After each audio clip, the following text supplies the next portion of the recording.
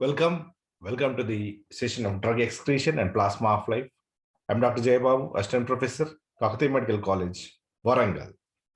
By the end of the session of drug excretion and plasma of life, the MBBS Phase 2 medical student should know the various routes of excretion of drugs, should be able to tell the factors affecting the renal excretion, should know plasma of life and its clinical significance, should know steady state of concentration of drug and its clinical significance, should explain the different kinetics of elimination and their clinical significance. You should know the knowledge of clearance, loading dose, and maintenance dose of the drugs, and should and able to calculate the dose of the drug for a patient. So coming to the drug excretion, transportation of unaltered or altered form of drug out of the body. Drug elimination or drug excretion.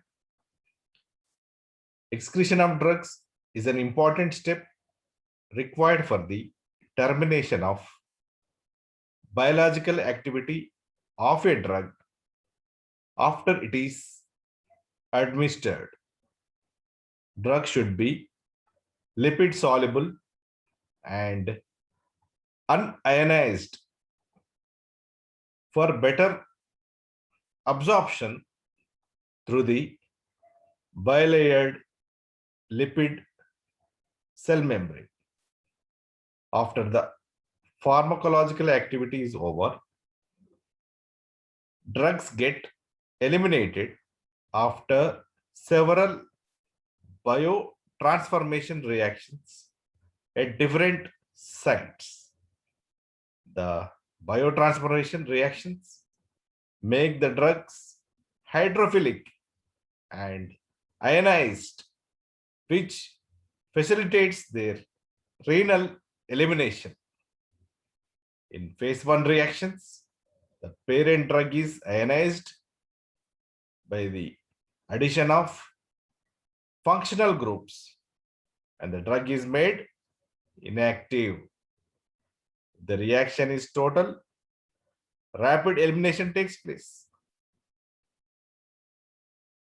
However, many drugs undergo phase 2 reaction with glucuronic acid, acetic acid, or amino acid forming glucuronic, acetic, sulfuric, glycine, glutathione, and methylated conjugate, which are water soluble and get readily eliminated.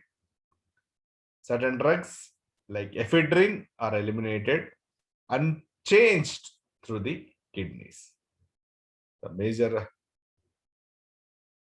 routes for the elimination of drugs,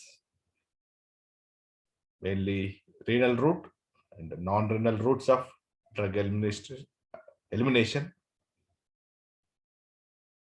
Non-renal routes of drug elimination, certain drugs such as ether and volatile gases are eliminated unchanged through the lungs. Drugs like phenolphthalein, certain dyes, and antibiotics like cefoperazone are eliminated through the bile. Drugs eliminated through the saliva include iodides and heavy metals. Drugs that are eliminated through breast milk include purgatives, which may produce diarrhea in a suckling infant. The major routes of drug elimination include renal, biliary route, fecal, and alveolar routes. The major routes are renal route, biliary route, fecal route, and alveolar route. Minor routes The drug may be eliminated through breast milk, skin, hair, sweat, and saliva. There are certain factors affecting the renal excretion. The factors are mainly by glomerular filtration rate, tubular secretion, tubular reabsorption. The other factors like physical and chemical properties of a drug, plasma concentration of the drug, distribution and binding characteristics of the drug, urine pH, blood flow to the kidney, biological factors, and certain disease states.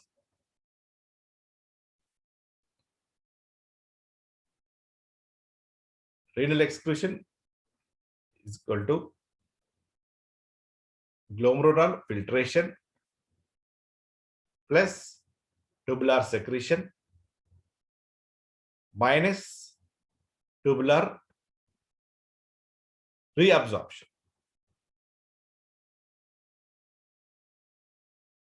So the process, the kidney for the excretion of drugs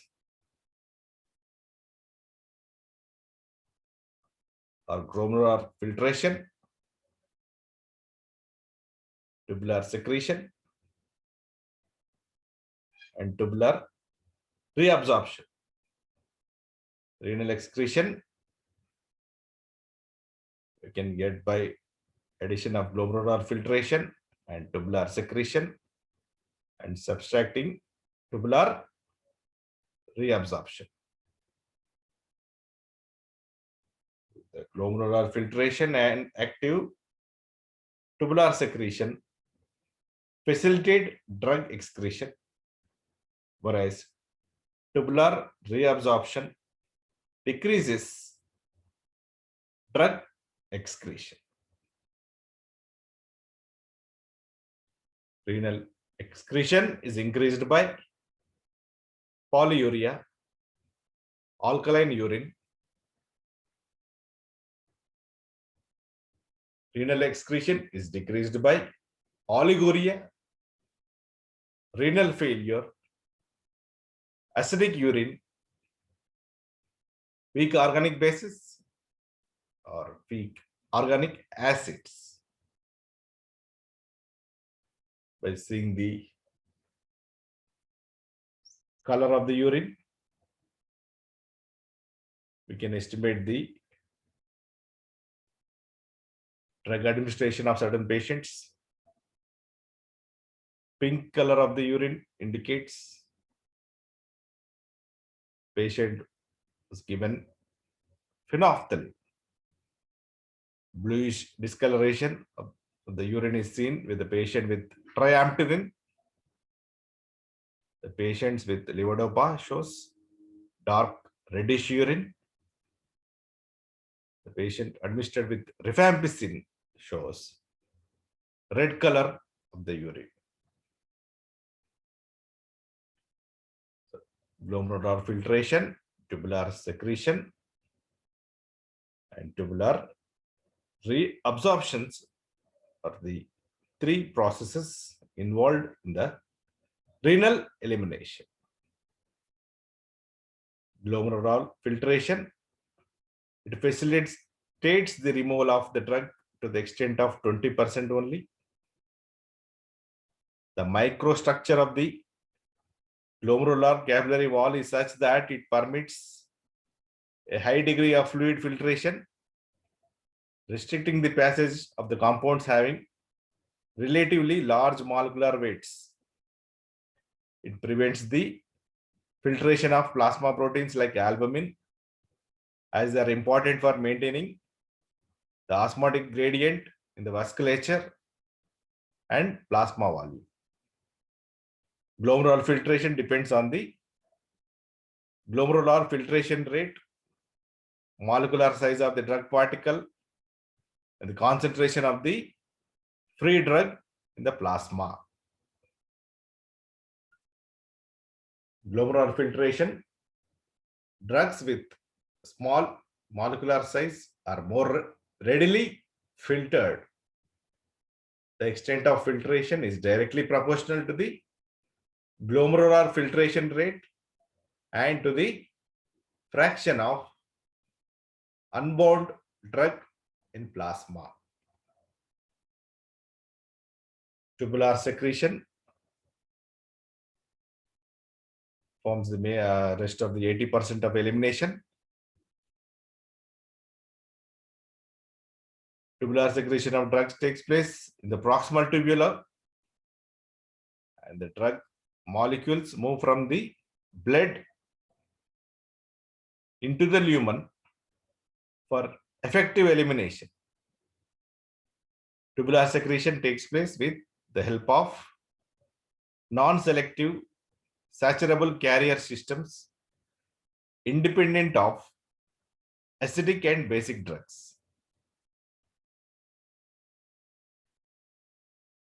Both the free and protein-bound drugs are effectively eliminated.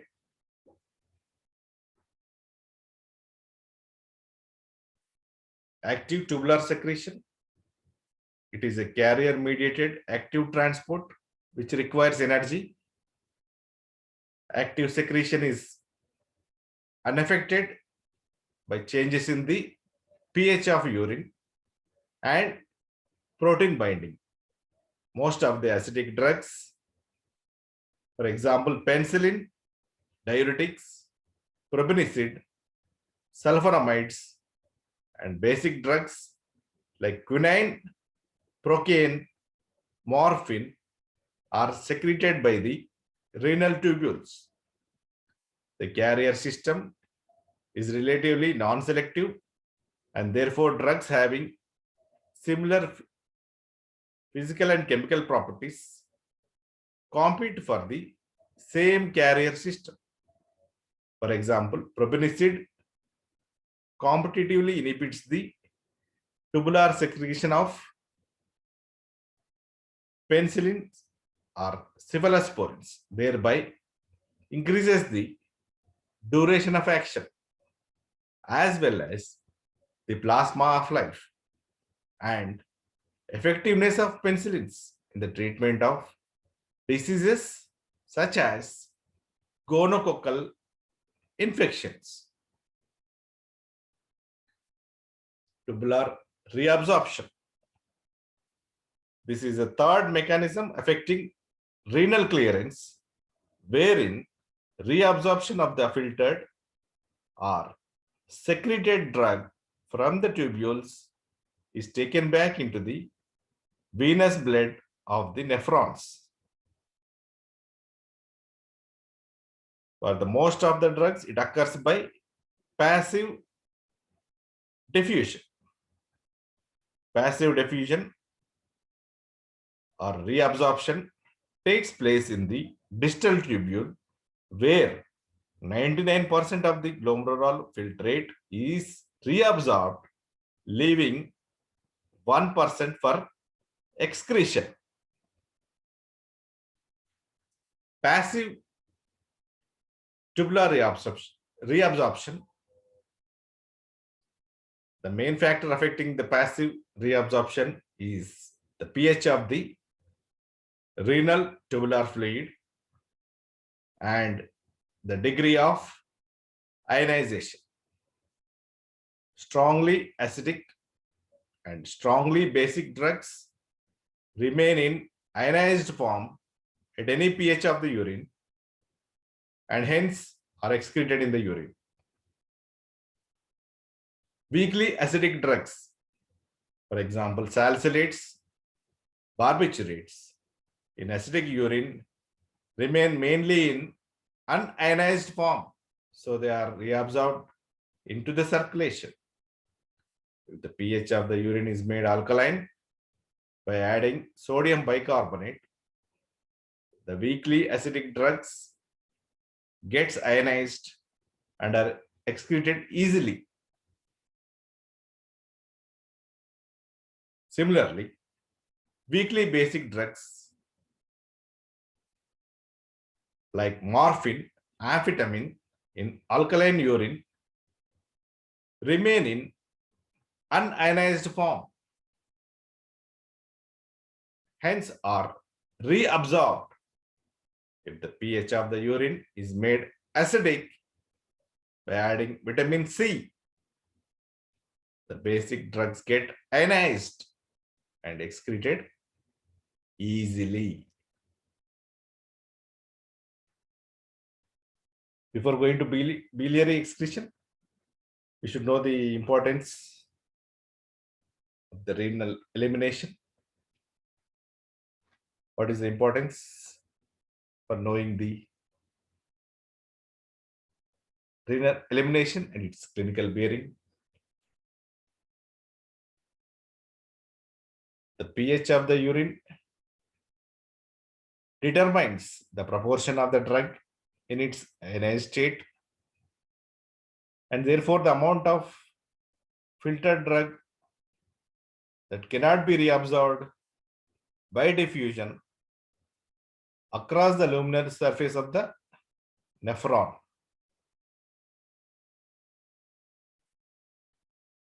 So in conditions of overdosage or toxicity of the drugs, renal elimination can be hastened by making the urine more alkaline. In the treatment of salicylate intoxication, we make the alkalinization of the urine. Weak basic compounds like pethidine and amphetamine are reabsorbed in alkaline urine and eliminated in the acidic urine. Weak acids like barbiturates and aspirin are reabsorbed in acidic urine and eliminated in alkaline urine. Aminoglycosides, penicillins, and mannitol are not reabsorbed as they are highly water soluble irrespective of the change of the pH and are eliminated rapidly. Poorly soluble sulfonamides like sulfamidine and sulfadiazine are likely to produce crystalluria that can be prevented by making the urine alkaline. In the presence of renal failure or any underlying renal disease, certain drugs like aminoglycosides are not readily eliminated and get accumulated in the renal tubules, producing cumulative toxicity. Drugs like penicillin G and soluble insulin are absorbed quickly and eliminated quickly and have a short half-life and require regular administration at specified intervals. Creatine clearance can be used to assess renal impairment and indicates whether drug doses need to be reduced if renal excretion is an important component of drug elimination. Poisonous substances consumed by a person can be detected by collecting a sample of urine and doing suitable chemical tests to give a preliminary idea of the possible nature of the poison consumed by a person. Examples: test for alkaloids. For example, for alkaloid poisoning like atropine poisoning, morphine poisoning, strychnine poisoning, and tests for salicylate toxicity. Coming to the biliary excretion, hepatic cells transfer various substances including drugs from plasma to bile by a transport mechanism similar to the one present in the renal tubules. Various hydrophilic drugs, conjugates like glucuronides, are concentrated in the bile and transferred to the intestine, where the glucuronide is hydrolyzed, releasing the active drug once again. This free drug is reabsorbed again and the cycle is repeated. This is known as enterohepatic circulation. The active drug molecule remains for a longer period in the body and serves as a reservoir for a prolonged pharmacological action. The drugs which undergo enterohepatic cycle: antimicrobials, benzodiazepine, cardiac glycosides, chlorpromazine, indomethacin, muscle relaxants, rifampicin. The other route of elimination of drugs species. Some of the orally ingested drugs but are not absorbed. Drugs like magnesium sulfate, streptomycin, and neomycin. Some are excreted through the bile but are not reabsorbed: erythromycin, chlorpromazine, corticosteroids. The color changes of the stool. The stool examination, some of the color changes indicate certain drugs. White spotted stool indicates aluminum hydroxide. The patient will taking the barium sulfate shows black or dark brown stool. The patients who are taking the ferrous sulfate often complain of black color stool. This is a common thing with the ferrous sulfate. It's a black stool. We should educate the patient before prescribing the ferrous sulfate. The black colored stool is common. Likewise, we see reddish orange stool with rifampicin. Alveolar excretion, that is through lungs.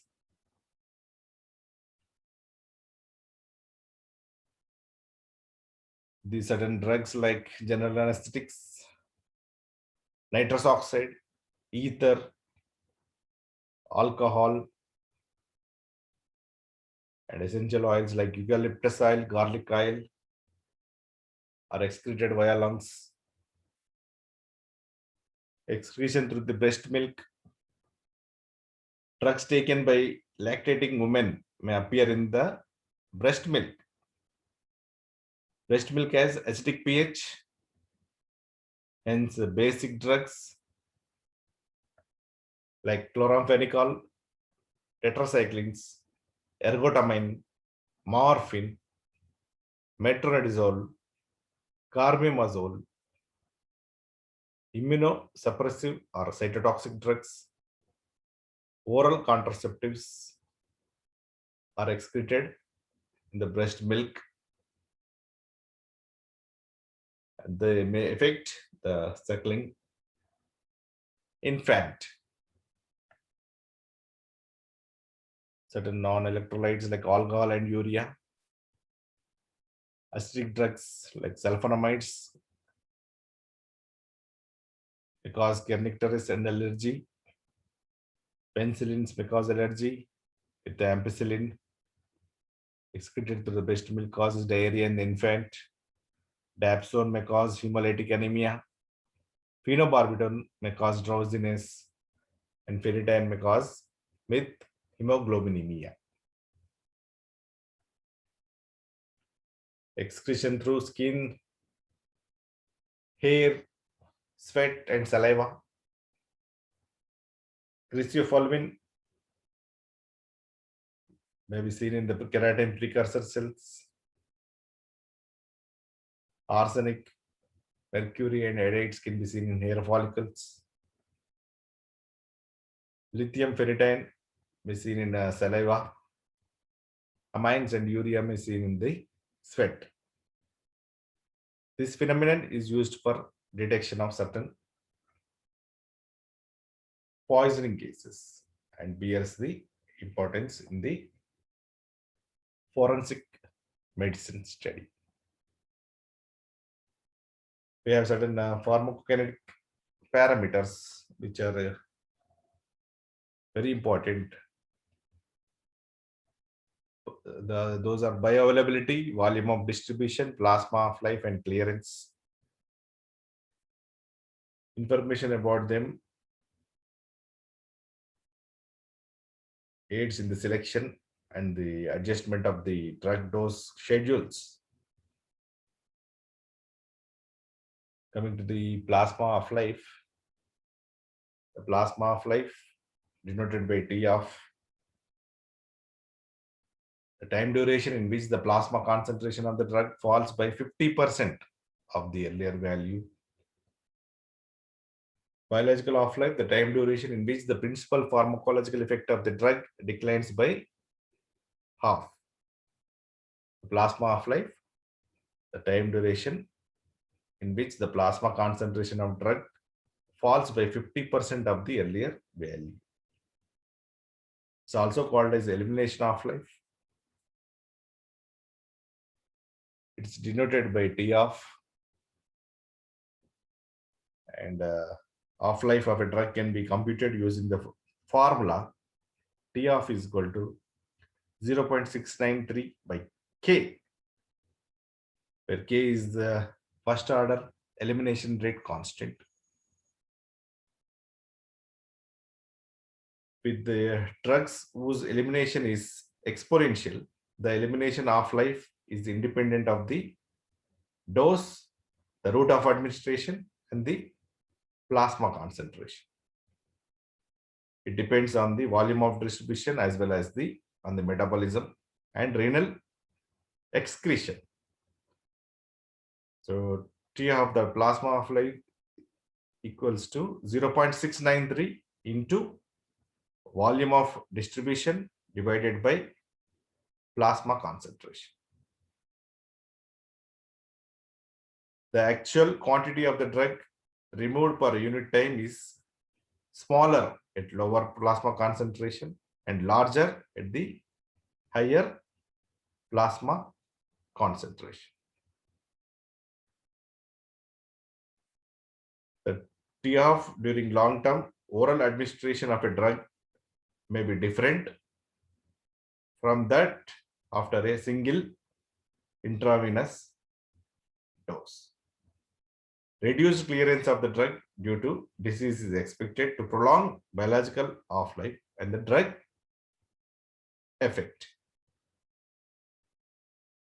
The clinical importance of plasma half-life. The plasma half-life helps to determine the duration of drug action. The plasma half-life determines the frequency of drug administration. The plasma half-life estimates the time required to reach the steady state. Coming to steady state is the constant dose of a drug is given at constant intervals. Plasma concentration of the drug increases due to its absorption and falls due to elimination in each dosing interval. Finally, the amount of drug eliminated will equal the amount of drug administered in the dosing interval. The drug is said to have reached steady state. It is attained with 4 to 5 half-lives.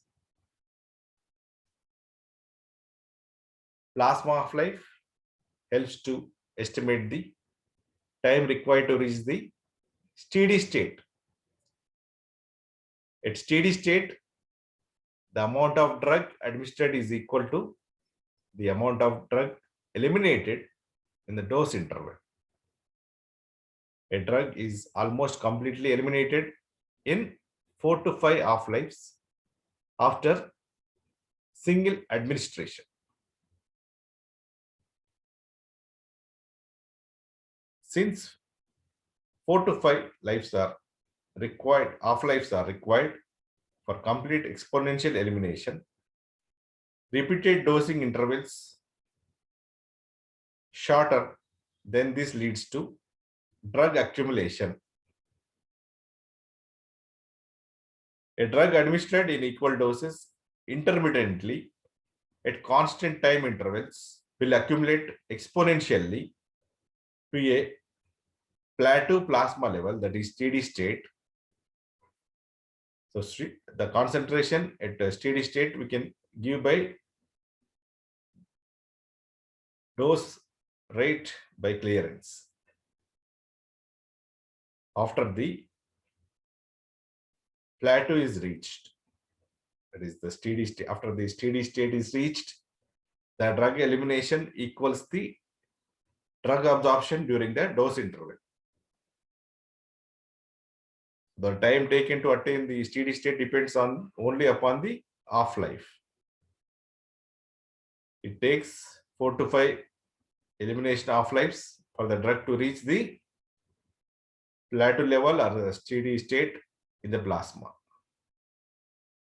For example, dobutamine with T of 2 minutes given by infusion reaches steady state in 10 minutes, whereas it takes 7.5 days for oral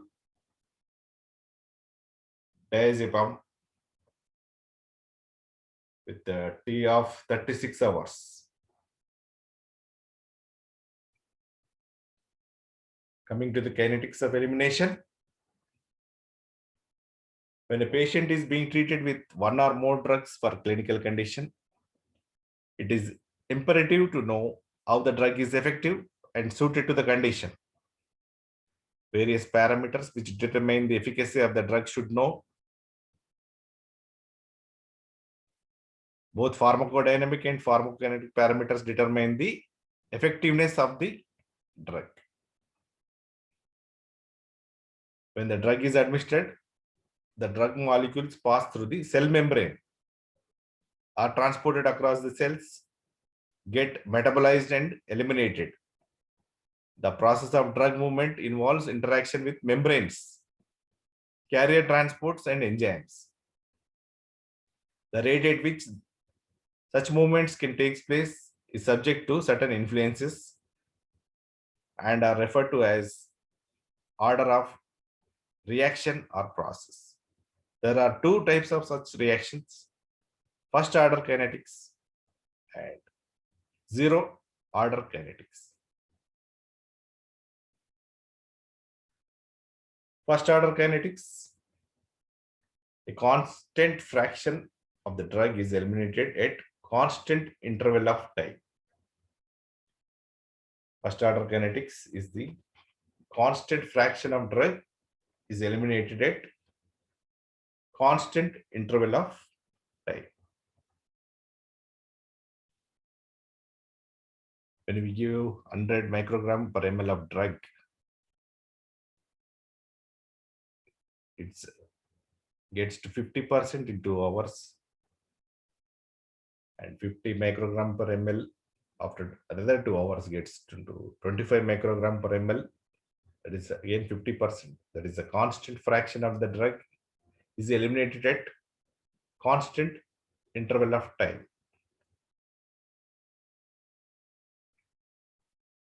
The rate of drug elimination is directly proportional to the plasma concentration. The rate of drug elimination is directly proportional to the plasma concentration. The first order kinetics, also called as exponential kinetics. All the four parameters of kinetics, that is absorption, distribution, metabolism, and excretion, are directly proportional to the drug concentration in the body. The movement of drug across the cell membrane is high at higher concentration and falls proportionally as the concentrations fall. That is the exponential relationship. The basis for this process is the law of mass action, which states that the rate of reaction is directly proportional to the active masses of the reacting substance. Processes for which the rate of reaction is proportional to the concentration are known as first order processes or first order kinetics. A known fraction of a percentage of drug is eliminated at regular intervals, which is known as elimination of the drug.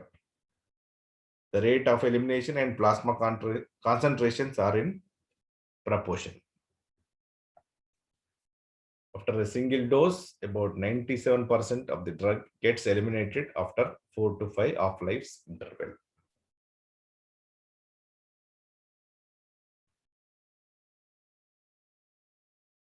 The first order kinetics, a constant fraction of the drug in the body is eliminated per unit time.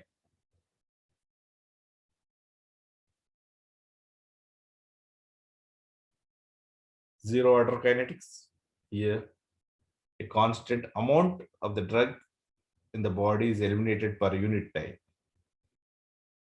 A constant or a fixed quantity of drug is eliminated per unit time. For example, 50 microgram of per ml of drug in 1 hour becomes 25 microgram per ml. That is the fixed quantity or the amount of the drug is eliminated per unit time. Zero order kinetics or saturation kinetics. In routine situation, the rate of elimination of drug is directly proportional to the plasma concentration. This process continues as long as the metabolizing enzymes are fully functional and non-saturated. But once the enzyme system becomes saturated, further metabolism of the drug is not possible after it has reached a peak, and it remains the same in spite of the increase in the dose. Certain amount of drug is eliminated, and the rate of elimination is not proportional to the plasma concentration. Drugs which show zero order kinetics are alcohol, phenytoin, which follow first order kinetics initially but switch to zero order. As the elimination is not constant and not in direct proportion to the plasma concentration, plasma levels increase disproportionately, sometimes leading to toxicity. The rate of elimination is proceeding at a fixed rate independent of the concentration of the drug in the plasma. So drugs like phenytoin, aspirin, at low doses they follow the first order kinetics. As the plasma concentration increases, elimination processes get saturated. Kinetics changes over to zero order kinetics, that is saturation kinetics.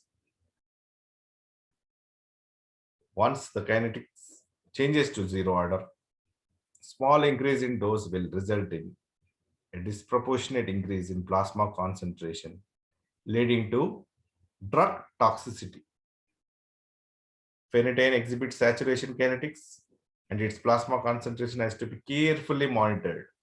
That is therapeutic drug monitoring, TDM, when we use for the treatment of epilepsy. Before going to the clearance, we should be able to differentiate between the first order kinetics and zero order kinetics. First order kinetics, a constant fraction of the drug eliminated per unit time. Zero order kinetics, a constant amount of the drug is eliminated per unit time. First order kinetics, the rate of drug elimination is directly proportional to the plasma concentration.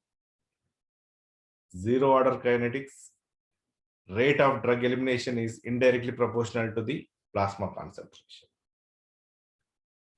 First order kinetics, the number of metabolizing enzymes are more than the drug administered, hence called exponential kinetics.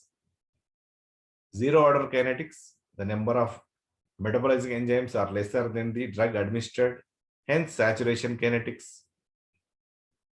First order kinetics, plasma half-life is constant, clearance is constant. Zero order kinetics, plasma half-life increases, the clearance progressively decreases. So the toxicity of the drug increases. Coming to the clearance of the drug,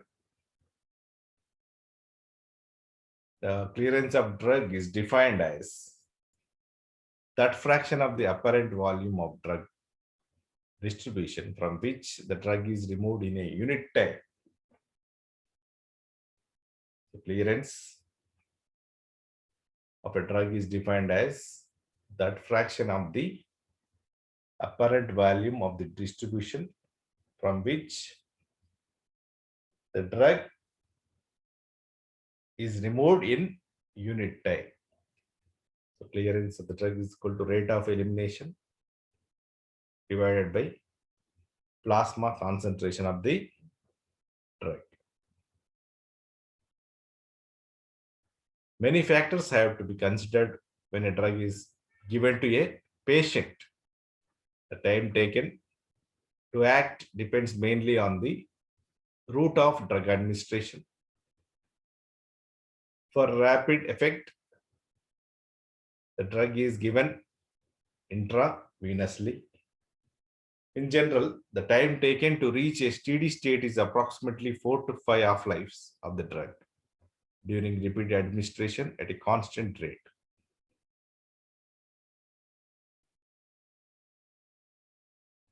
Loading dose.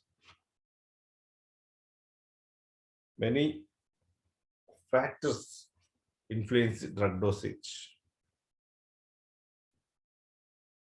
Many factors have to be considered when a drug is given to a patient. The time taken to act depends mainly on the route of drug administration. For rapid effect, the drug is usually given intravenously. In general,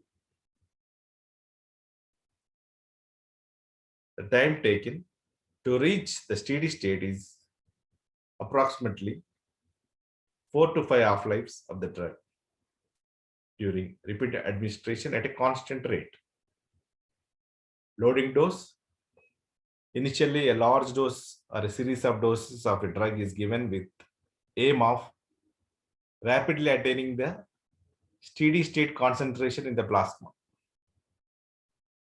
A large dose or series of doses of a drug is given with the aim of rapidly attaining the steady state concentration in the plasma. This is known as loading dose. A loading dose is administered if the time taken to reach the steady state is relatively more as compared to the patient's condition. For example, the half-life of lignocaine is more than 1 hour. So it takes more than 4 to 6 hours to reach the target concentration. When a patient has life-threatening ventricular arrhythmias after myocardial infarction, initially a large dose of lignocaine has to be given. to achieve desired plasma concentration quickly. Once it is achieved, it is maintained by giving the drug as intravenous infusion. Maintenance dose, the dose of a drug which is repeated at fixed intervals, are given as a continuous infusion to maintain steady state concentration, is known as maintenance dose. The dose of a drug which is repeated at fixed intervals are given as a continuous infusion to maintain steady state concentration, is known as maintenance dose. The dose administered is equal to dose eliminated in a dosing interval. So for achieving the therapeutic drug concentration, loading dose of the drug is administered, followed by a maintenance doses. The loading dose is defined as a one or a series of doses given initially that are higher than the subsequent doses. It is administered for achieving the desired plasma concentration rapidly, but it has a disadvantages of possible toxic effect caused by large initial drug concentration, particularly in sensitive individuals. The subsequent doses are required for maintaining the steady state plasma drug concentration in the therapeutic range in a patient with impaired hepatic, renal, or cardiovascular function. The maintenance dose must be reduced in order to prevent unduly high plasma drug levels. This may be achieved either by reducing each individual dose or lengthening the dose interval in proportion to increase in the biological half-life.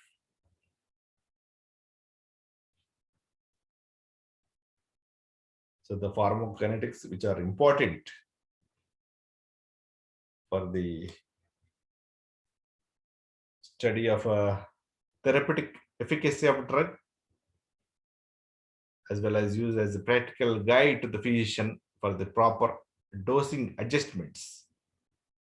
The four important pharmacokinetic parameters are bioavailability, volume of distribution, plasma of life, and the clearance of drugs. So by the end of this session of drug excretion and plasma of life, various routes of excretion of drugs are known. The factors affecting the renal excretion are known. Plasma of life and its significance, steady state concentration and its significance, the different kinetics of elimination and their significance, the knowledge of clearance, loading dose, and maintenance dose, and also the pharmacokinetic factors, all the factors which affect absorption, distribution, metabolism, excretion are very important. So by this end of this session, we are able to know all these objectives. Thank you for your active listening.